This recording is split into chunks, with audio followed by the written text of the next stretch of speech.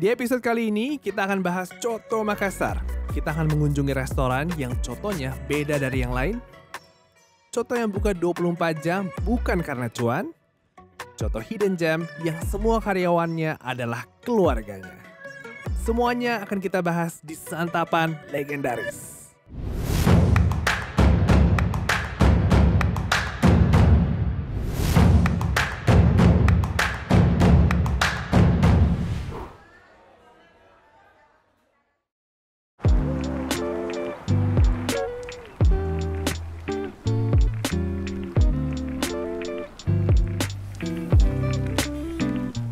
Hai guys, sekarang gue udah ada di Kota Makassar, kota terbesar nomor 5 di Indonesia, terkenal dengan kapal pinisinya, Benteng Rotterdam, Pantai Losari, dan kata teman-teman gue harus banget nyobain Coto Makassar kalau di Makassar. Oke, sekarang di acara Santapan Legendaris bersama GrabFood, gue akan mencari makanan legendaris Coto Makassar.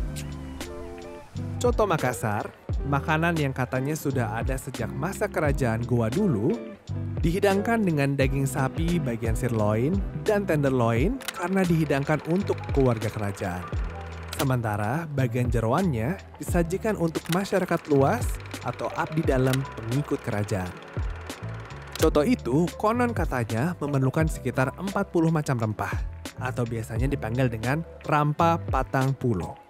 Aneka bumbu ini biasanya adalah bawang merah, bawang putih, cabai, biji-bijian, bebungaan, serta berbagai bumbu lainnya. Semua rempah beserta jeroan daging sapi itu direbus dalam waktu yang sangat lama supaya semua bahan-bahan itu bisa menyatu dan memberikan cita rasa yang khas. Setiap restoran coto di Makassar itu mempunyai variasi dan kombinasi dari rempah-rempah mereka tersendiri. Tujuan dari trip kali ini adalah untuk mencari tahu cita rasa masing-masing coto. Berdasarkan riset gua, tempat-tempat Coto Makassar tuh dibukanya random banget. Ada yang buat pagi, buka siang, buka malam, bahkan ada yang 24 jam. Nah, makanya di episode kali ini gue mau cari tahu nih, kira-kira Coto Makassar tuh enaknya dimakan buat sarapan, makan siang, atau makan malam. Kita cari tahu yuk.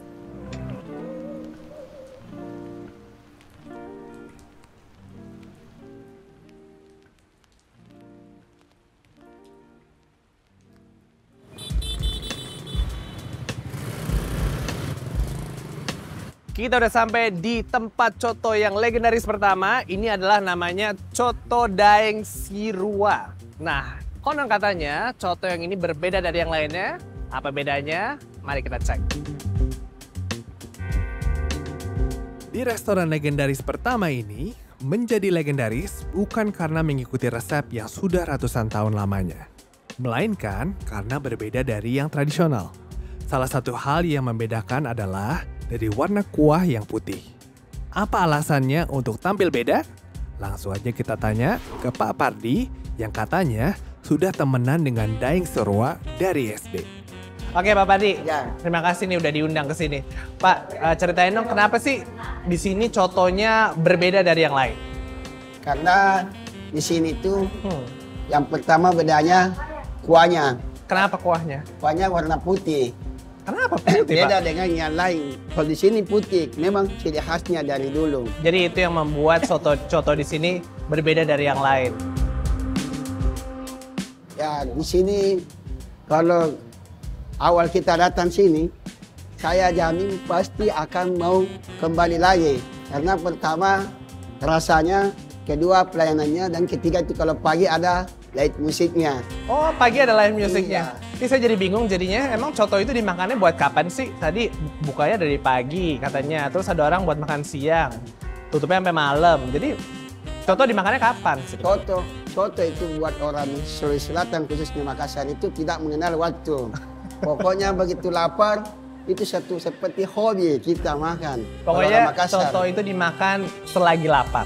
Mau kapanpun, pagi, makan siang, ataupun makan malam.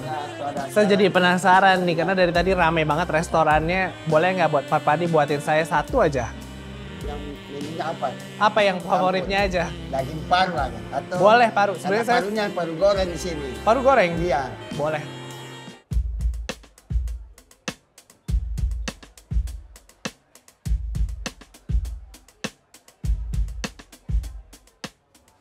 Terima kasih.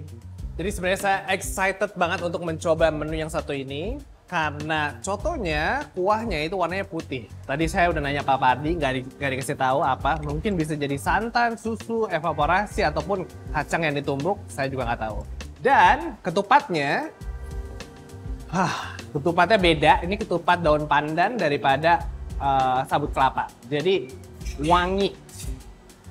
Dan cocok banget pakai ketupat. Kenapa? Kalau pakai nasi itu biasanya kan dimasukin ke dalam kuahnya.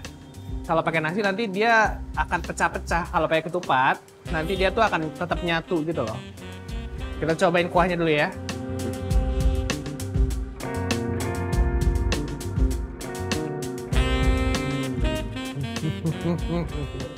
Ini creamy banget sih. Rasanya tuh creamy dan light gitu. Nggak terlalu strong juga. Dan cocok banget kayak dimakan pakai daging-dagingannya dan lain-lainnya.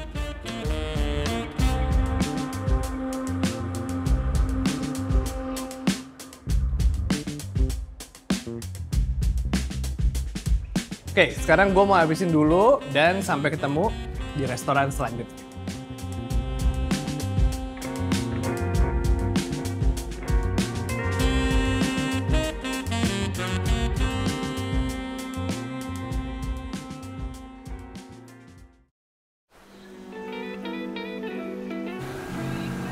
Makassar di pagi hari itu terasa ramai karena warga-warga dari pulau lain mengunjungi kota untuk jalan-jalan. Pagi hari Makassar yang tidak terlalu panas itu membuat saya berandai dengan tantangan saya. Apakah coto bisa dimakan saat pagi sebagai sarapan? Ya, satu-satunya cara untuk tahu adalah untuk mengunjungi tempat berikut ini.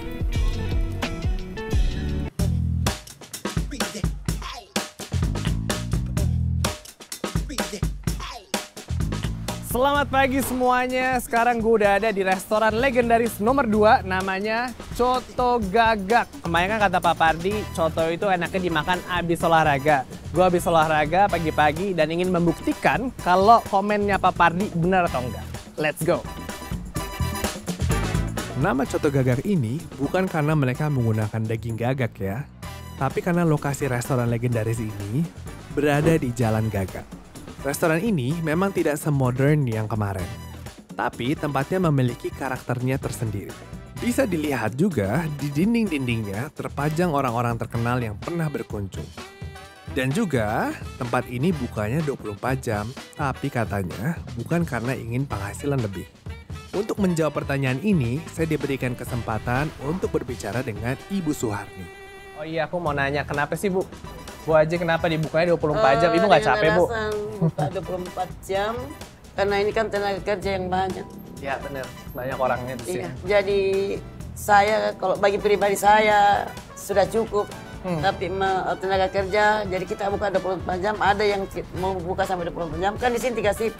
Ya. 1, 2, 3, jadi ini yang shift 4 kan, shift 3 itu masih banyak yang pengangguran, dan bukanya di sesimak. Kalau mau dikelola, saya siap untuk hasil lapangan pekerjaan. Iya. Kalau itu saya baik sekali, Bu Haji. Saya sih itu masalahnya di sini, Mas, sering sekali ditanyakan, Bu Haji ini termasuk orang sukses. Karena kan prinsipnya pada kita itu, kalau kita lagi yang namanya suksesnya, kalau bukan karena harta banyak. Ya. Ini yang namanya orang sukses kalau kita bisa membantu orang-orang yang susah di sekeliling kita. Jadi di sini tidak pakai ijazah.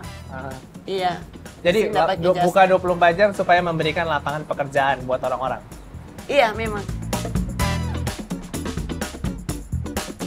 Saya mau tanya, kenapa sih Coto Gagak Makassar kalau kata teman-teman saya populer banget? Tuh sampai ada fotonya Pak Jokowi, Krisdayanti, semua orang Jakarta kesini. Kenapa kira-kira kalau menurut Ibu?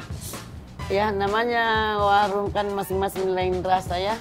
Kalau kita Coto Gagak enggak tahu juga, karena memang di sini sering masuk, ada di YouTube, sering pertanyakan apa perbedaannya. Ya. Karena perbedaannya kan masing-masing kita bumbunya lain-lain. Bu, dari tadi ngomongin coto saya jadi lapar, Bu. Iya. Saya mau pesan boleh ya, Bu? Apa yang campur boleh?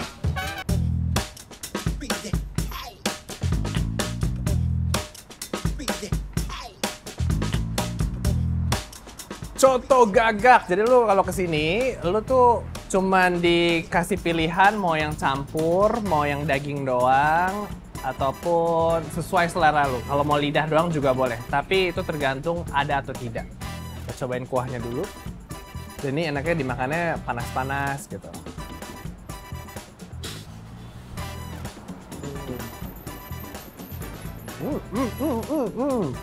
Menurut gua, dia tuh sangat-sangat kompleks, beda dari soto yang ada di kayak sop buntut gitu kan lebih simpel ya.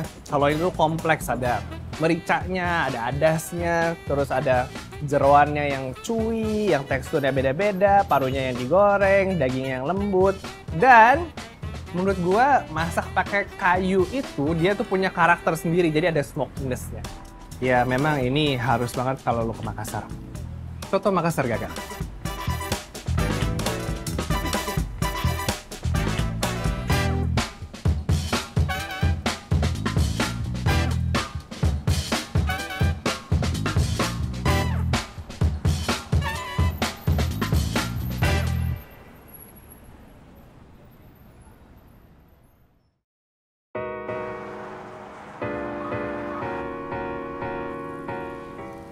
Oke, sekarang saya udah ada di tempat yang terakhir. Ini salah satu yang rekomen banget sama teman saya. Namanya Coto Sunggu. Salah satu hidden gem untuk Coto Makassar. Let's go.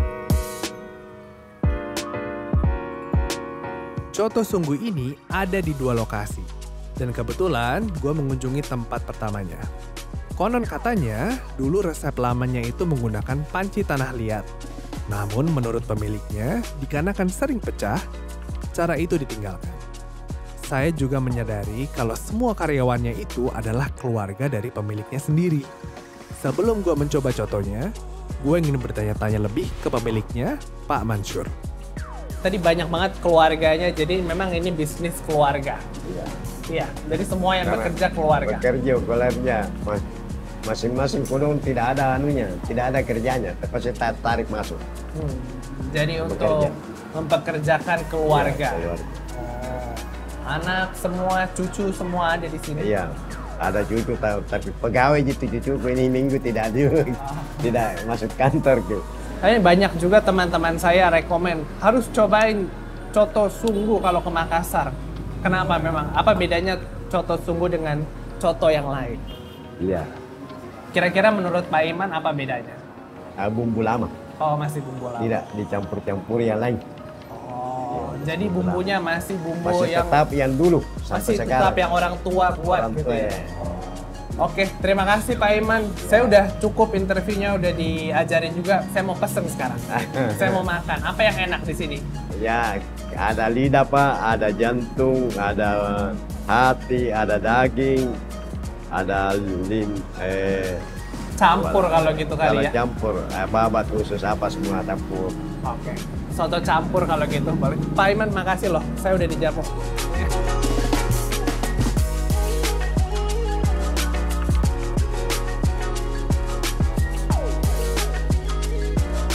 Oke, Coto Sunggu. Nah, ini sekarang kalau dilihat dari kuahnya itu warnanya campuran antara, ini dari pengalaman gue makan coto di Makassar ya, di video ini. Kemarin gue udah makan malam, tadi pagi udah makan juga. Kan kemarin warnanya itu kan putih, tadi pagi warnanya coklat, sekarang tuh warnanya campuran gitu, tengah-tengah. Kayaknya creamy banget, jadi gue mau cobain langsung.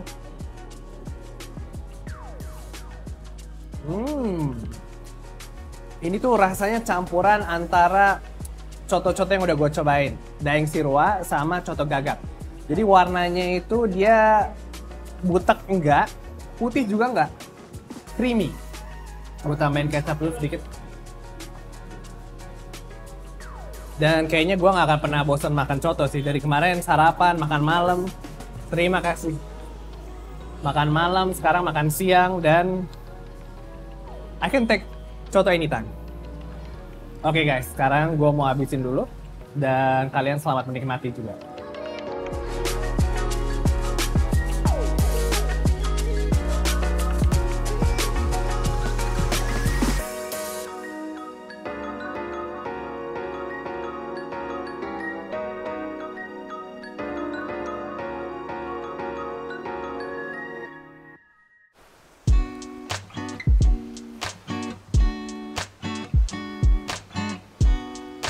Setelah mencicipi semua coto-coto itu, bisa gue simpulkan kalau coto itu adalah makanan yang memang bisa dinikmati di setiap waktu.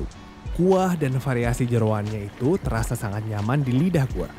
Tapi, jika harus mengurutkan coto-coto dengan waktu mana yang pas buat gue, kalau gue harus makan coto dalam sehari, maka gue mau coto sungguh untuk sarapan. Karena rasanya yang ringan, cocok untuk memulai hari. Untuk makan siang, gue akan pilih coto gagang. Karena rasanya yang kuat, bisa menyemangati gua saat kerja meskipun di tengah teriknya matahari Makassar. Dan untuk makan malam, tentunya coto daing sirua. Karena rasanya yang creamy dan comforting, sangat cocok dimakan saat menikmati sejuknya malam hari. Yang gua ambil dari trip ini adalah coto merupakan sebuah santapan legendaris yang tidak gampang untuk ditiru. Dikarenakan dedikasi dan kesabaran untuk membuatnya lah yang menjadi ciri khas sebuah coto. Dan saya rekomen untuk kalian mencoba semuanya. Semua restoran yang saya kunjungin hari ini ada di aplikasi GrabFood. Dan juga di list resto legendaris. Saya Yuda Bustara, sampai ketemu di kota selanjutnya.